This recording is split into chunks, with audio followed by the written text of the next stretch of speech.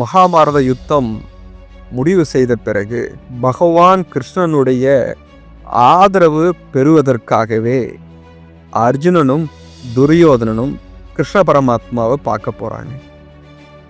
கிருஷ்ண பரமாத்மா நல்லா தூங்கிட்டு இருக்காரு.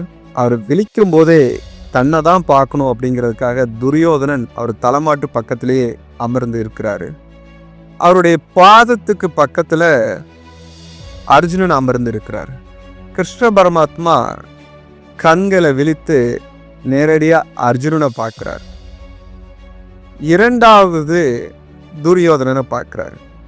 இந்த இரண்டு பேருமே உங்களுடைய ஆதரவு எனக்கு வேணும் அப்படிங்கிறதுல உறுதியா இருக்கிறாங்க. அப்போ கிருஷ்ண பரமாத்மா சொல்றாரு, என்னுடைய நாராயண படைகள் எல்லாமே ஒரு பகுதியாகவும் ஆயுதம் ஏந்தாத நான் ஒரு பகுதியாகவும் இருக்கிறேன். இந்த இரண்டுல யாருக்கு எது வேணும்ட்டு முடிவு பண்ணுங்க அப்படிங்கிற. அர்ஜுனன் உடனடியாக ஆயுதம் ஏந்தாத கிருஷ்ண பரமாத்மா எனக்கு வேணும் அப்படின்ட்டார். இதை கேட்டு சந்தோஷம் அடைந்த துரியோதனன் நாராயண படை எனக்கு வேணும் அப்படின்னு சொல்லிட்டு அவரு அதை எடுத்துக்கிறார். இது மகாபாரதத்துல நடக்கக்கூடிய ஒரு சிறு விஷயம்தான். இதுக்குள்ள ஒரு புதையில் பொதிந்திருக்கு.